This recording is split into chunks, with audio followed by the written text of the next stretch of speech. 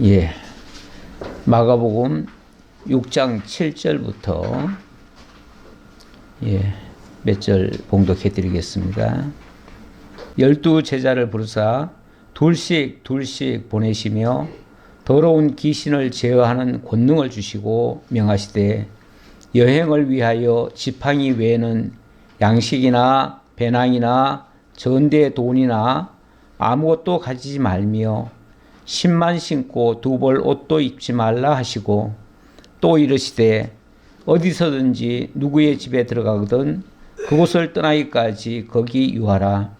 어느 곳에서든지 너희를 영접하지 아니하고 너의 말을 듣지도 아니하거든 거기서 나갈 때에 발날에 먼지를 떨어버려 그들에게 증거를 삼으라 하시니 제자들이 나가서 회개하라 전파하고 많은 귀신을 쫓아내며 많은 병자에게 기름을 발라 고치더라. 아멘.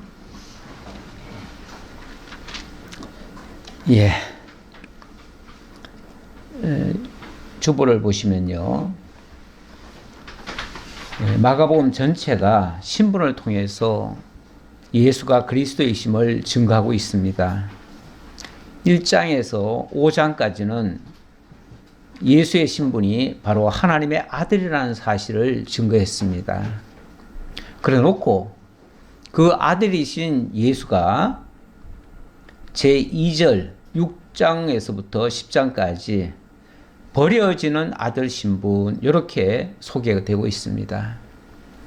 하나님의 아들인데 하나님의 아들이 사람들에게 나타나니까 사람들이 환영을 하지 않고 그를 배척을 합니다.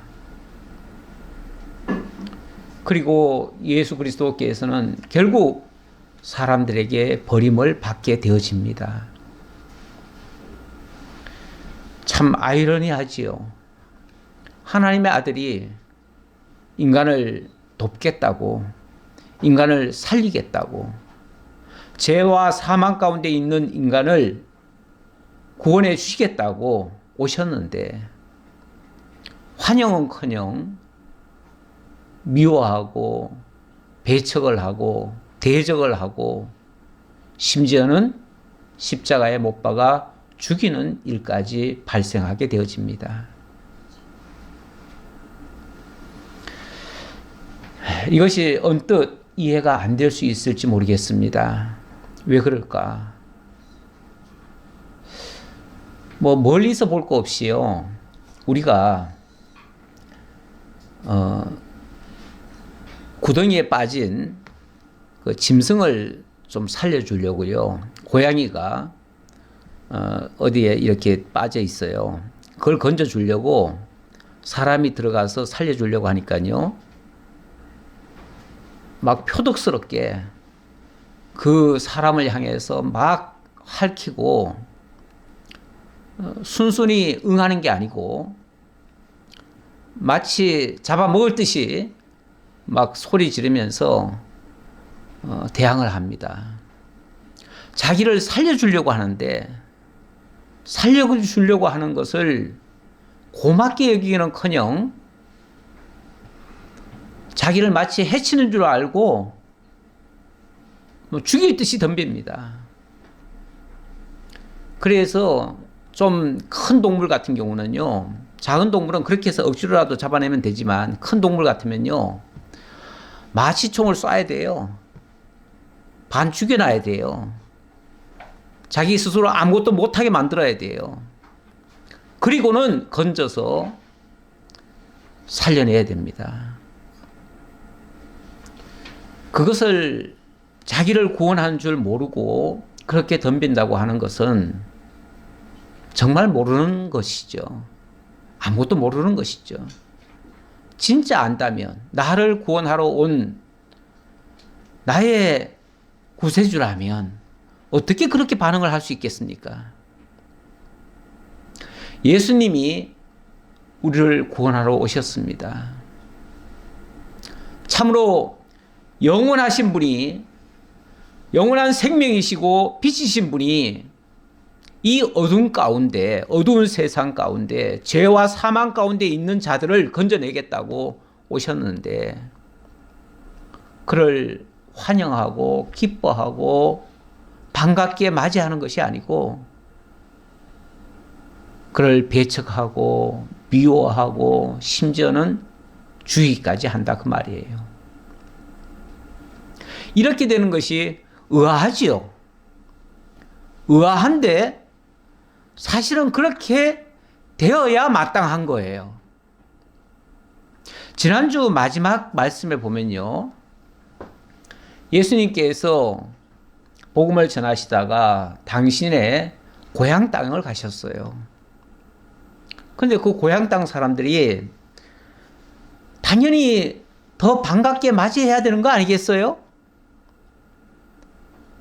그런데 그 예수는 우리가 어릴 적에 어떻게 다 알고 다 아는데, 그러면서 오히려 예수를 배척한지라. 3절 끝에 그 말이 나오죠. 예수를 배척했다. 예수님은 자기 고향 땅에서부터 배척을 당하셨습니다. 그러니까 예수님께서 선지자가 자기 고향과 친척과 자기 집 외에서는 존경을 받지 못함이 없느니라 하면서 거기서 몇 가지 일은 하셨지만 결국은 그곳에서 쫓겨난 거예요. 쫓겨난 거예요. 이 본문에서는 그렇게 자세하게 어떻게 쫓겨났는지까지는 안 나왔지만 누가복음인가에 다른 성경에 보면요, 예수님이 뭐라고 한마디 하니까 예수를 죽일 듯이 그럽니다. 그리고는 심지어 마을에서 낭떠러지 같은 곳으로 몰아붙여가지고 거기서 떨고 죽이려고까지 합니다. 예수님은 고향 땅에서부터 죽을 뻔했어요. 물론 뭐 그렇다고 해서 예수님 아직 죽을 때가 아니니까, 물론 마침내는 십자가에 못 박혀 죽으실 분이시지만 아직은 아니기 때문에 거기서 죽지는 않았지만, 그 상황을 놓고 예수님이 이렇게 말씀하셨어요. 6절에 보니까요, 그들이 믿지 않음을 이상히 여기셨더라. 그들이 믿지 않음을 이상히 여기셨더라 그랬는데, 이상히 여겼다는 말은 언뜻 들으면, 우리말로 들으면은 예수님도 아니 왜 내가 이렇게 푸대접을 받아야 돼? 하고 굉장히 이상하게 여겼다, 이런 식으로 들리잖아요. 그렇죠? 그런데 제가 그래서 좀 이상해가지고 이 부분을 헬라어를 한번 찾아봤어요. 그랬더니 이게 다우마조라고 되어 있더라고요. 근데 이 다우마조라는 말이 뭐냐면 굉장히 놀라운 상황이긴 하지만 당연하게 받아들이고 오히려 하나님을 찬양했다, 이런 뜻이에요. 그러니까 우리 번역상에는 그냥 놀랐다는 말을 이상하다 이렇게 표현을 한 건데, 그는 어떤 면에서 사람들이 보기에 예수님이 의아하게 생각했다 이렇게는 들릴 수는 있지만 본뜻하고는 좀 거리가 멀어요. 오히려 예수님 입장에서는 이들이 이렇게 반응하는 것이 당연하다 이렇게 얘기했다 그 말이에요. 당연하다. 왜요? 당연히 그렇게 될 것이라고 성경이 예언하고 있으니까요. 동물들이 사람이 구조해 주려고 하면 그렇게 발버둥 치고 그렇게 막 죽일 듯이 덤비는 것이 어쩌면 당연한 거예요. 당연하니까 그 구조 요원들은 그놈들을 이상하게 여기는 게 아니라 당연히 그런 줄 알고 그들을 건져내는 거예요. 그런 식으로 대우하셨다 그 말이에요. 이걸 예수님이 뭐 이해를 못 해가지고 의아하게 여겼다 이런 차원이 아니다 그 말이에요. 그리고 예수님은 여전히 반기지 않는 곳으로 가시잖아요. 그 뒷말이 바로 그 얘기 아닙니까? 이에 모든 촌에 두루 다니시며 가르치셨더라. 이에 그런 일이 있으면요, 사람들이 만약에 그게 정말 이해가 안 되면 거기서 트라우마가 생깁니다. 그래가지고 가는 곳곳마다 나를 반기지 않으면 어떡하지? 나를 미워하면 어떻게 하지? 날 죽이면 어떡하지? 두려워서 그 뒤부터 일 못합니다. 그렇죠? 우리가 무슨 선한 일을 하려고 했는데 사람들이 반응이 좋질 않아요. 그리고 오해를 하고 날 죽일 듯이 덤벼요. 그 다음부터는요, 트라우마가 생겨가지고 일을 못 한다니까요. 아, 이런 일을 할 게 아니구나. 나 이제 다른 일을 하려다. 뭐 막말로 저 시골 가서 농사나 지어야겠다. 이러고 그냥 다 포기하고 끝내버려요. 근데 예수님이 그렇게 하신 게 아니고 이에 모든 촌에 두루 다니시며 가르치셨더라. 더 적극적으로 이 일을 하셨다 그 말이에요. 당연히 그런 반응은 당연한 거다. 그게 성경이 이루는 거예요. 여러분들이 오해하지 마셔야 될 게 하나 있습니다. 사람들이 가끔씩 보면 예수님의 초상화를 아주 멋지게 그려요. 그래가지고 예수님이라고 집에다가 예수님 초상화를 다 모셔놓는 사람들도 있어요. 그런데 제가 생각하기에는 그 그림은 다 가짜입니다. 우리 예수님 성경의 근거에 의하면, 성경의 예언하신 바에 의하면 그렇게 멋지게 생기신 분이 아니에요. 의아하다고 고개를 갸우뚱하시는 분도 있는데, 이제 제가 성경에 예수님에 대한 예언의 말씀을 하나 볼게요. 제가 오늘 묵상한 말씀이기도 한데요. 이사야서 53장 1절 이하에 우리가 전한 것을 누가 믿었느냐? 여호와의 팔이 누구에게 나타났느냐? 그는 주 앞에서 자라나기를 연한 순 같고 마른 땅에서 나온 뿌리 같아서 고운 모양도 없고 풍채도 없은즉 우리가 보기에 흠모할 만한 아름다운 것이 없도다. 예수님을 가리켜 하신 말씀이에요. 하나님 일찍이 이사야 선지자를 통해서 내가 너희들에게 메시아를 보내줄 것인데 그 메시아를 보내주면 그 메시아를 온전히 깨닫고 믿을 사람이 별로 없다. 이렇게 얘기를 하는 거예요. 하나님이 보내시는 자인데 사람들이 별로 안 믿을 거다. 그 말이에요. 왜요?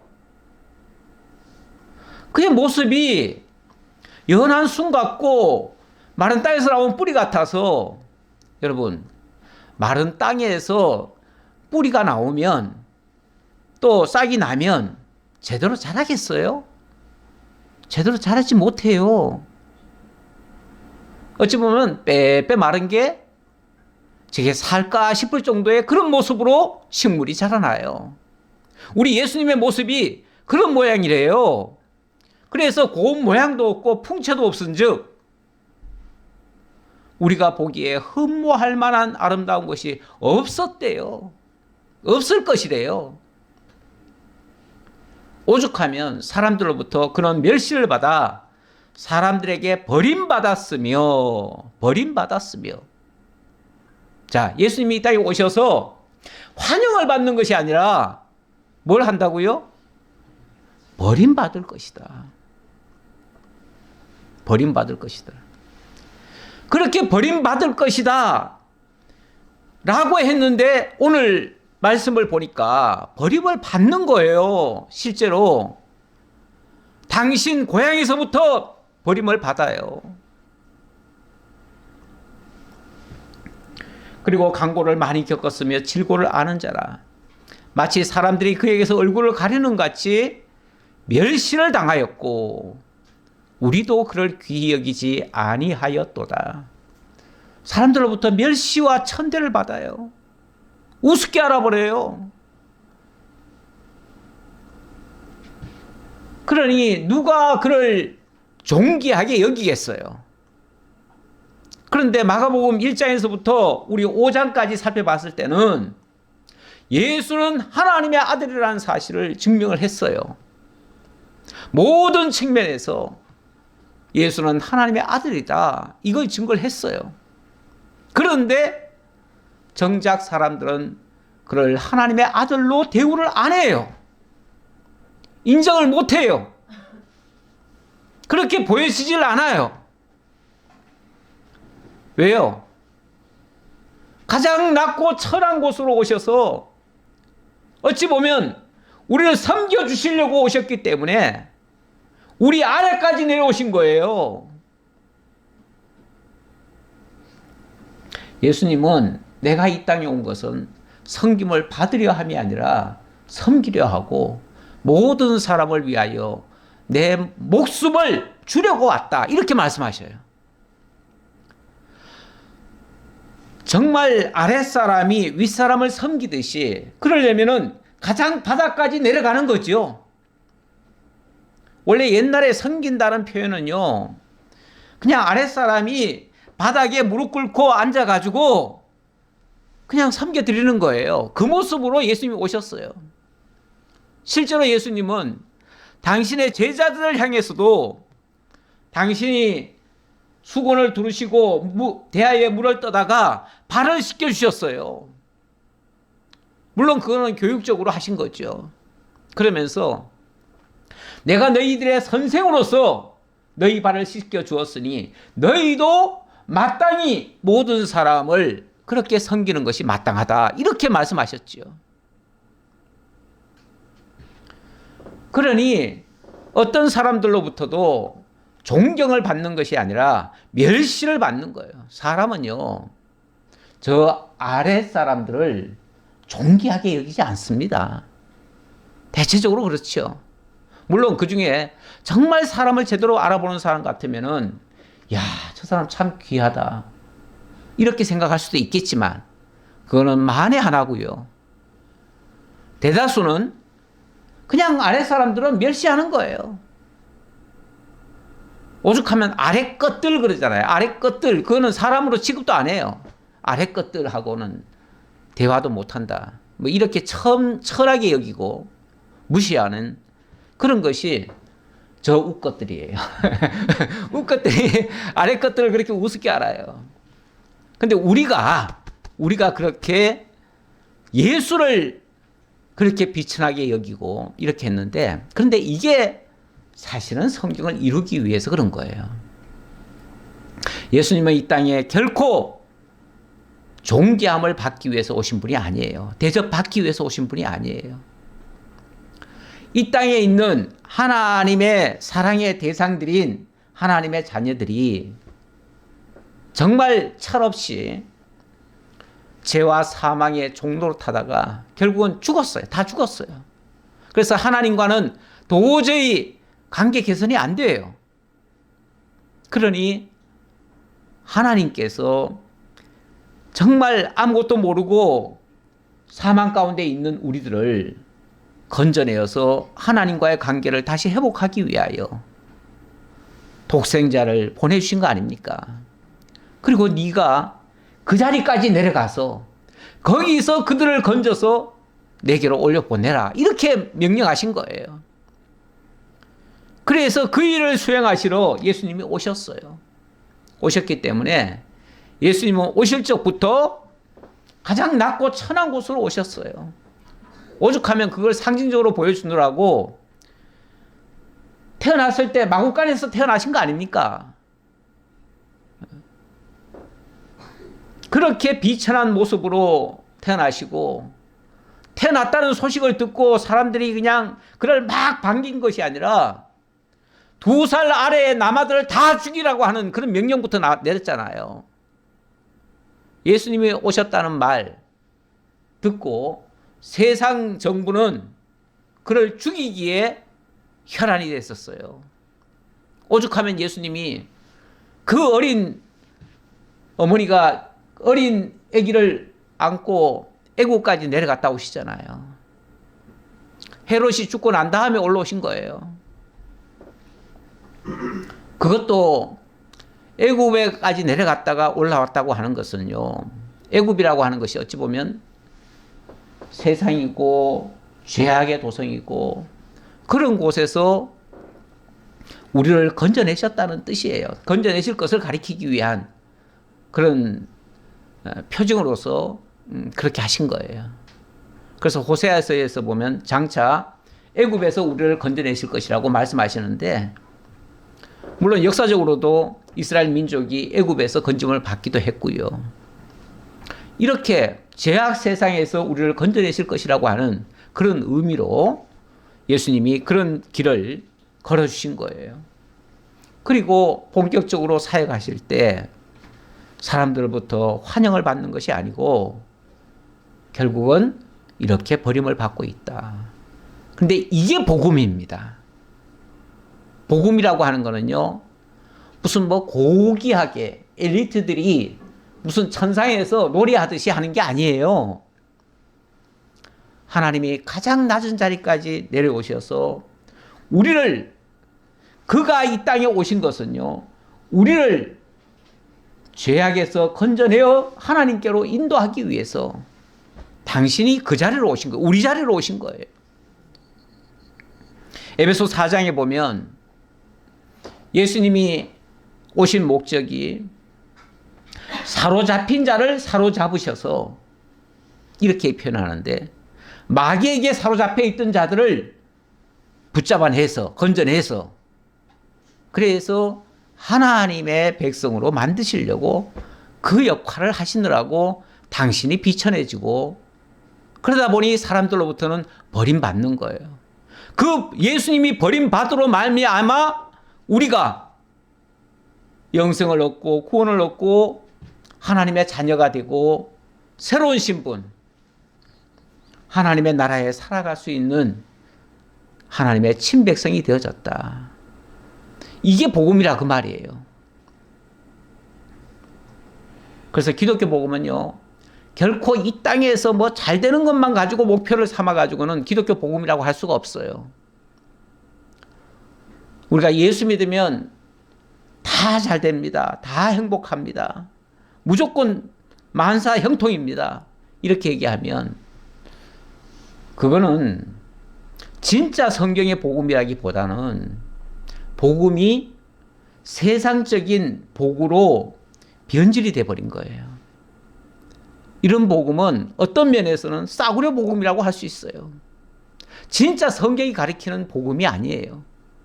성경의 복음은 그리스도께서 가장 낮은 자리, 우리를, 낮은 자리에 있던 우리를 건져내기 위하여 당신의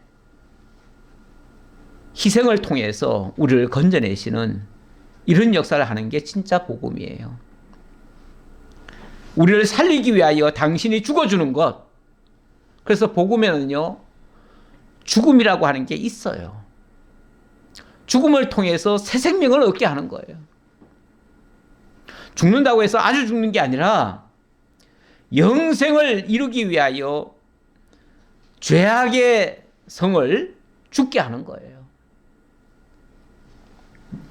자, 이것이 예수님이 제자들을 통해서 증거하는 복음의 핵심 메시지예요.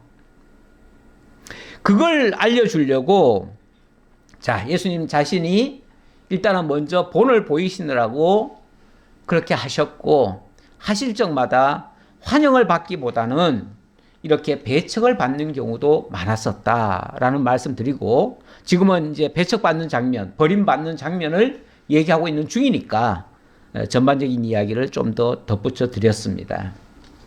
이제 본문 다시 보겠습니다. 자, 본문 7절로 14절까지 제자들이 복음 전할 때에 배척받을 것을 예고하시는 장면인데요. 자, 일단 다시 한번 확인해 보겠습니다. 12 제자를 부르사 둘씩 보내시며 더러운 귀신을 제어하는 권능을 주시고 명하시되 여행을 위하여 지팡이 외에는 양식이나 배낭이나 전대 돈이나 아무것도 가지지 말며. 예수님이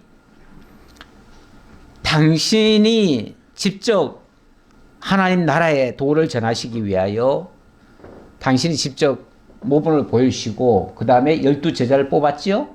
그리고 12 제자에게 그 일을 맡기시는 거예요. 맡기시는데 둘씩 짝을 지어서 내보내시네요. 이 전도라고 하는 게 물론 좋은 이야기만 전하면은 사람들이 다 기뻐하고 아마 반갑게 맞이할 수 있을지 모르겠습니다. 그리고 또 대접도 할지 모르겠습니다. 근데 이 하나님의 도를 전하는데 꼭 좋은 이야기만 있지는 않습니다. 그러다 보니 경우에 따라서는 그것을 제대로 이해하는 사람은 기쁘게 맞이할 수도 있지만 오해하는 사람들은요, 다 배척하게 돼 있어요. 그래서 환영하는 자와 배척하는 자가 나뉘어질 것을 이야기하고 있습니다. 당연히 환영하는 자는 집으로 영접해서 대접도 할 것이고요. 만약에 배척하는 사람들 같으면은 아마 머무르지도 못하게 할 것이고 오히려 회방을 놓을 겁니다. 회방. 이 두 가지를 다 같이 이야기를 하십니다. 물론 주의 삼아 얘기를 하지요. 내가 너희를 보내지만 예수님 그런 표현도 쓰죠. 마치 어린 양을 이리 가운데 보내는 것 같다. 이 복음을 전하러 나가면요, 별의별 사람을 다 만납니다. 물론 우리가 뭐 좋은 말만 하면은 뭐 다 좋아할 수도 있겠죠. 요즘은 우리 전도할 때 보면은 뭐 그래도 선물 하나도 주잖아요. 그러니까 그 선물 받는 재미에 그렇게까지 배척은 안 합니다만은 만약에 순수하게 복음만 전한다고 치면요, 별로 반기지 않을 겁니다. 반기지 않고 아마 다 내칠 것 같은 예감이 듭니다. 심지어는 좀 고약한 사람 만나면요, 신체적인 위협도 당할 수 있어요. 실제로 복음 전하다가 수많은 사람들이 죽임을 당했습니다. 매를 맞고 감옥에 갇히고 그런 일을 당한 경우가 참 많습니다. 쉽지 않아요. 순수 복음을 전한다는 가정하에 가짜 복음은 전하기가 좀 쉬울 수도 있어요. 가짜 복음은 막 선물 주면서 막 뭘 주잖아요. 잔뜩. 그거는 그렇게 하고 뭐 예수 믿으면 뭐 만사형통 하는데 뭐가 뭐 괴롭히겠어요. 뭐든지 다 잘 되게 해줄 건데. 그렇게만 전하면은 크게 핍박을 안 받을 텐데 성경의 본문을 그대로 만약에 알려준다든지 하나님의 본뜻을 제대로 알려주면 아마 거부감을 느낄 사람들도 꽤 있을 겁니다. 우리가 말씀 전하면은요, 그렇게 썩 반갑게 받는 사람들이 많지 않아요. 저는 전해보니까 그렇더라고요. 그렇게 썩 반갑게 맞이하고 막 환영하고 집에 데려다가 여기 성경에 있는 것처럼 막 음식도 제공하면서 이렇게 귀한 일을 하고 있는데 내가 도와주겠다고 이렇게 하는 사람 별로 못 봤어요. 별로 못 보고 별로 듣기 싫어해가지고 인상이 찌푸려지는 그런 사람들이 많아요. 원래 복음이라고 하는 게요,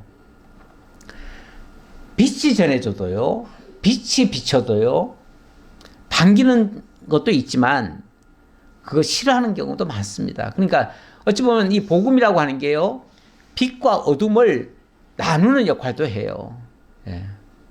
그래서 영접하는 자와 배척하는 자가 반드시 있기 마련이다. 이거를 명심하고 가야 돼요. 가야 되는데 거기에 제약이 되는 것들이 있으면 안 돼요. 트집거리가 있으면 안 돼요. 비난거리가 있으면 안 돼요. 그리고 다른 거 뭐 의지하는 게 있으면 안 돼요. 그래서 어떤 면에서 능력은 주지만 소유는 갖지 않게 만들어요. 그래서 예수님이 이 제자들을 보낼 때 보니까 둘씩 짝을 지어 보내시는데 혼자는 감당하기 어렵다는 얘기겠죠. 둘씩 짝을 지어 보내시는데 일단 더러운 귀신을 제어하는 권능을 주셨어요. 분명히 회방하는 역사가 있을 것이고요. 악한 귀신들이 아마 덤벼가지고 못하게 할 가능성이 많아요.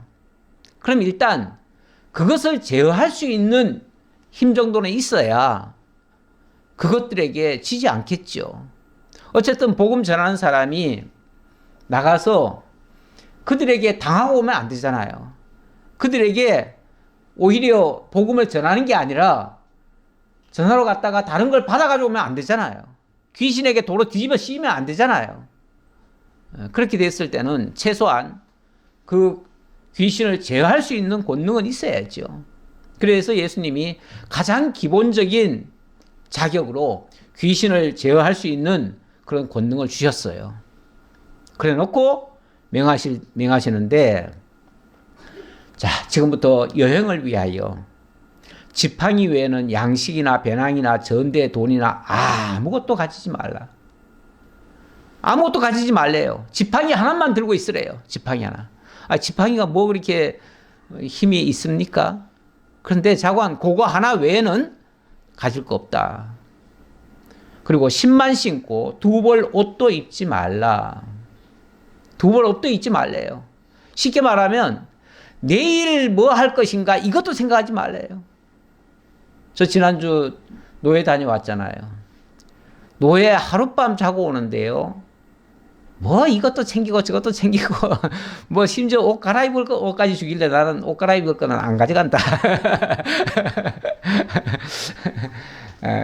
그리고 저는 그냥 최소한으로 자고 가려고 그렇게 했는데 집에서는 뭘 자꾸 챙겨주려고 하지요.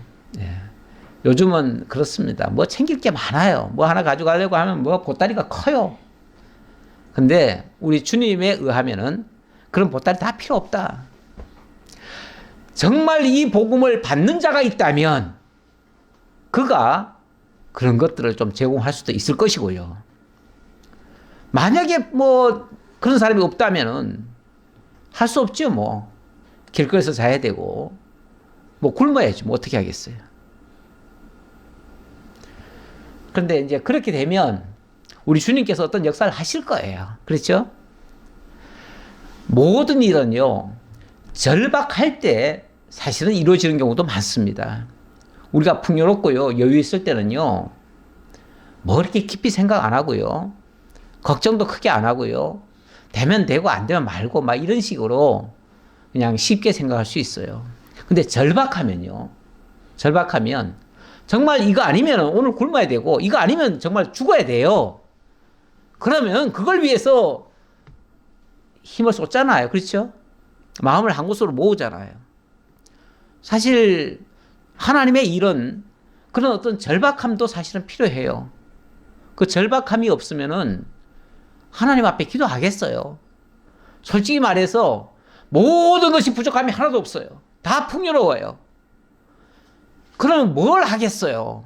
뭐 할 필요도 없는데. 그렇죠? 다 있는데. 그래서 우리 하나님이 정말 말씀대로 하려고 하는 교회들 그렇게 풍요롭게 안 하시는 것 같아요. 그냥 그냥 유지만 할 정도로 주시지 너무 부유하게 안 하시고 그렇게 하시는 것 같아요. 오죽하면 아굴이 기도할 때 그렇게 기도했지요. 하나님이여, 나로 너무 부유하게도 마옵시고 또 너무 가난하게도 마옵소서. 너무 부유하면 하나님을 모른다, 하나님이 누구냐 할까 두렵고, 너무 가난하면 혹시라도 배고파가지고 담장을 넘을 수도 있잖아요. 그것도 또 낭패잖아요. 그러니까 너무 가난하게도 마옵시고 너무 부유하게도 마옵시고 정말 하나님 필요하신 만큼 주시고 정말 하나님이 주신 대로만 살겠나이다. 이런 식의 신앙 고백 같은 우리 성도들의 기본 자세는 그래야 될 것 같아요. 그렇죠? 교회가 너무 부유하면요, 교회 타락의 제일 원인은 부유함입니다. 그래서 부유한 교회치고 타락하지 않는 교회가 역사적으로 없어요. 뭐 지금 누구나 이렇게 얘기할 건 없고요.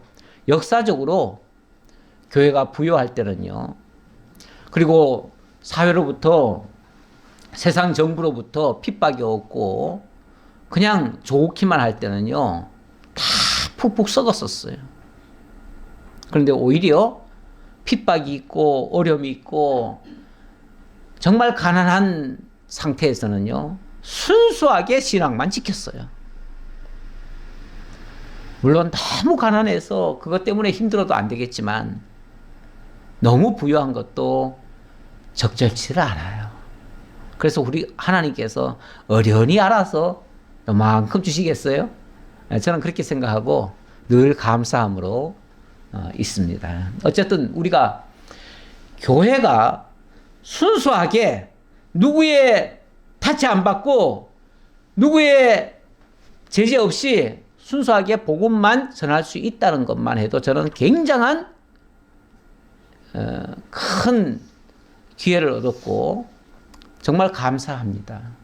그것만 될 수 있어도 우리가 순수한 복음만 제대로 증거하고 보존하고 전승할 수만 있다면 그것으로 우리는 만족하고 그렇게 순수하게 하면 돼요. 우리 예수님도 무슨 덩치 키우시는데 예수님 절대 힘쏟지 않았어요. 예수님 따라다닌 그 제자들, 물론 조금 있으면은 뭐 5천 명이 모여가지고 막 떡을 먹고 배부른 까닭에 예수님을 따라온 사람들 많았죠? 많았어요. 왜냐하면 예수님 500여 역사도 하셨잖아요. 그러니까 막 사람들이 벌떼같이 모여들었어요. 근데 예수님 뭐라 그럽니까? 그들을 다 내버리고 따로 한적한 곳으로 가버리셔요. 그러면서 하신 말씀이 저들이 나를 따른 것은 떡을 먹고 배부른 까닭에 따른 것이다. 떡을 먹고 배부른 까닭에 따랐으면요. 배고프면 뭐 할까요? 다 가버리겠죠. 그건 진짜 배기가 아니에요. 진짜 배기가 아니기 때문에 예수님은 그렇게 다수를 원하시는 분이 아니고 그래서 끝까지 예수님 따라다니신 분은 따라다닌 자들은 70명이에요. 70명. 대표적으로는 12제자고요. 12제자와 70여 명의 그런 사람들이 왜냐하면 12제자는 여자들이 없잖아요. 근데 70여 명의 거기에는 여자들이 많아요. 그 사람들이 끝까지 예수님을 따르고 그렇게 했는데 마지막에는 또 그들마저도 많이 떨어져 나갔죠. 그러니까 예수님은 숫자로 뭘 일하지 않으셨다. 오히려 많은 수가 오는 것을 예수님은 의도적으로 좀 피하기까지 하셨다. 이게 지금까지 우리 성경이 증거하는 내용이에요. 근데 세상에서는 교회를 하시면서도 그의 몸된 교회라고 하시면서도 너무 세를 불리려고 하는 그러니까 전도의 목적이 세 불리려고 하는 데다가 초점을 맞춰놔요. 그런데 진짜 전도의 목적은 하나님의 도를 전하는 게 목적이에요. 그렇죠? 하나님의 도를 전하는 게 목적이지 많은 숫자를 끌어모으는 게 목적은 아니에요. 그래서 예수님은 도를 전하고 나서도 거기서 사람을 무리를 지어가지고 많이 무슨 그룹을 만들어 놓는 게 아니고 도를 전하고는 떠나셔요. 도를 전하고는 떠나셔요. 항상 그러셔요. 제 아들을 지금은 이제 제 아들을 파송하는 장면인데 자 계속해서 좀 더 보지요. 또 이르시되 어디서든지 누구의 집에 들어가거든 그곳을 떠나기까지 거기 유하라. 어느 곳에서든지 너희를 영접하지 아니하고 너희 말을 듣지도 아니하거든 거기서 나갈 때에 발날에 먼지를 떨어버려 그들에게 증거를 삼으라 하시니 두 가지 말씀을 동시에 하신 거죠. 예, 어디 가면 영접할 자들도 있고 또 영접하지 않을 자들도 있다. 당연히 그래야 돼요. 저는 좀 착각을 했어요. 어떻게 착각했냐면 내가 말씀을 잘 배워가지고 정말 잘 가르치면 모든 사람들이 구름대같이 몰려올 줄 알았어요. 제가 그런 착각을 해가지고 저기에 정말 이 말씀을 이렇게 똑바로 배워가지고 똑바로 가르치면은 정말 많은 사람이 올 줄 알았는데 휑하니 정말 안 오시더라고요. 예, 그리고 정말 한 번, 두 번 들었는데 그 다음에는 또 안 오시고 이러니까 어떨 때는 약간 마음에 낙심이 될 때도 있죠. 내가 뭘 잘못 전했나 이런 생각하는데 잘 전했기 때문에 그런 거예요. 잘 전했기 때문에 정말 꼭 들어야 될 사람, 정말 하나님이 택해놓으신 분 그런 사람들만 오고 그렇지 않은 사람들은 다른 쪽으로 가신 거죠. 다른 걸 찾아서 가신 거죠. 그러니까 우리 하나님께서 정말 필요한 사람을 붙여주셔요. 그래서 사도 바울이나 이런 사람들 나중에 복음 전할 때 보면 모든 사람들이 대체적으로 8, 90%는 다 배척을 합니다. 그런데 그 중에 몇 사람들은 그를 영접합니다. 그 영접할 때는 그들을 자기 집으로 데려다가 정말 먹을 것도 주고 모든 지원도 또 아끼지 않습니다. 어찌 보면 진정한 말씀이 바르게 선포되는 것을 우리 하나님께서 필요한 만큼의 동력자들을 붙여가지고 함께 그 일을 해가시는 거예요. 우리 하나님이 이렇게 일하시는 것 같아요. 무슨 뭐 그냥 떠벌이처럼 막 대중을 향해서 외치고 무슨 그물로 뭐 물고기 잡듯이 그냥 왕창 걷어내고 이런 식의 전도는 우리 성경상의 전도의 방식과는 좀 달라요. 자, 그 정도로 일단 말씀드리고요. 계속 가겠습니다. 제자들이 나가서 회개하라 전파하고. 자, 그런데 제자들이 나가서 전파하는 건 뭐예요? 회개하라. 근데 이제 제가 아까 그 얘기 했죠. 복음을 전파하는데 좋은 말씀만 하면은 왜 핍박을 받겠냐고요. 그렇죠? 좋은 말씀만 전하면 왜 핍박을 받겠냐고요. 황금 덩어리를 주면서 예수 믿으면 다 이렇게 황금을 얻습니다. 그러면 누가 떠나겠냐고요. 그런데 첫 마디가 뭐예요? 회개하라. 회개하라는 말은 뭐부터 시작하죠? 넌 죄인이야 부터 시작하잖아요. 사실은 넌 죄인이야. 이거부터 얘기를 하는 거예요. 그러니 그 소리가 듣고 싶겠어요? 듣기 싫겠어요? 듣기 싫죠. 대체적으로 다 듣기 싫어요. 나 이렇게 멀쩡하게 잘 살고 있는데 나보고 죄인이라니, 회개하라니 발끈하지요. 그리고 뭐 저런 미친놈이 다 있어. 그리고 죽이려 덤비지요. 내쫓아버리죠. 쓸데없는 소리 하지 말라고. 듣기 싫죠. 그러니 대다수는 특히 자기가 잘났다고 생각하는 사람들은 그런 얘기 절대 용납이 안 됩니다. 자기가 의롭다고 생각하는 사람들. 그래서 제일 복음이 안 들어가는 사람들이 누구냐면은 바리새인들, 서기관, 제사장들, 이 사람들은 자기 스스로 의롭다고 생각하는 사람들이에요. 자기는 잘 살았다고 생각하는 사람들이에요. 그런 자를 향해서 회개하라 그러니까 미친 거 아니냐 이렇게 나오죠. 안 듣죠. 그리고 배척하죠. 오히려 죽이려고 덤비죠. 자, 그런데 어쨌든 복음이라고 하는 것은 먼저 우리가 죄인이라는 사실을 알려줌으로부터 시작이 되는 겁니다.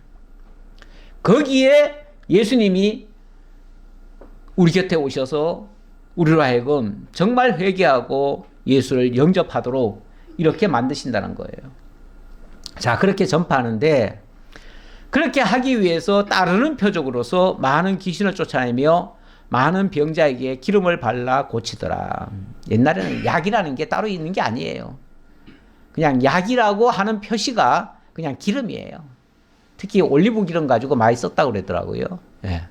뭐 그냥 뭐 무슨 직임을 맡길 때도 기름 부어서 맡기고 그뿐이 아니라 치료할 때도 그냥 만병통치약이에요. 그냥 그게. 근데 그게 진짜 약 효과가 있는 게 아니라 그 기름을 바를 때에 사실은 하나님께 구하는 거죠. 그러니까 하나님의 이름으로 하나님의 능력으로 치료해 준다는 의미지 무슨 기름이 치료약이 아니에요.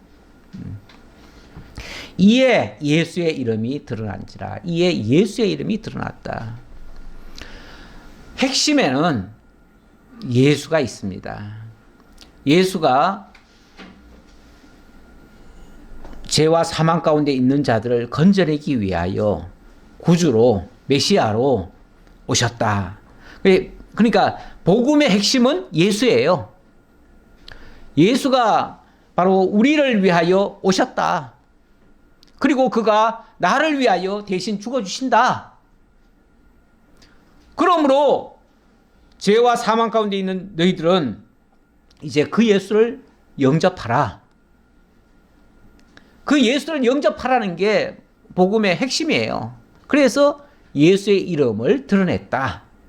자, 이런 전도 활동을 통해서 예수 이름 드러냈다. 그게 복음의 핵심이다. 우리 예수님이 하나님의 아들이신데 이 땅에 오셔서 버림을 받습니다. 그렇죠? 버림받은 다음에 아주 버려지는가? 아니죠. 십자가에 못 박혀 죽으시는데 3일 만에 하나님이 일으키시죠. 그래서 다시 뭐가 됩니까? 만왕의 왕, 만주의 주가 되시죠. 모든 천하의 만물들이 다 그리스도 예수 앞에 무릎을 꿇게 만들죠. 그러니까 그렇게 버림받으시는 그분이 가장 존귀하신 분으로 되어지는 거예요. 이게 기독교예요. 기독교는 원래 부여하신 그분이 가장 낮고 천한 곳까지 오셔서 낮고 천한 우리를 건져내어서 하나님의 보좌에 올리시고 가장 영광스럽게 만들어 가신다. 이 과정이에요. 그것까지 다 세트로 얘기를 해야 되는데 제가 그걸 빠뜨려가지고 예수 믿으면 다 망하나 싶어가지고 걱정하실까봐 그런 걱정은 무엇이라고 말씀드렸습니다. 기도하겠습니다. 감사합니다. 하나님 저희들에게 참된 복음 진리를 증거하기 위하여 예수님이 가장 낮고 천한 곳으로 친히 내려오시고 우리를 대속하여 십자가에 못 박혀 죽기까지 하셨다는 사실을 알려주시고 또 그 사실을 우리들에게 알게 하시려고 오늘도 이 말씀으로 저희들에게 들려주신 줄 압니다. 저희들 스스로는 죄인이라고 생각도 안 했고 잘났다고 생각했습니다. 그러나 마귀에게 종노릇하고 죄 속에 갇혀 있었던 저희들이었습니다.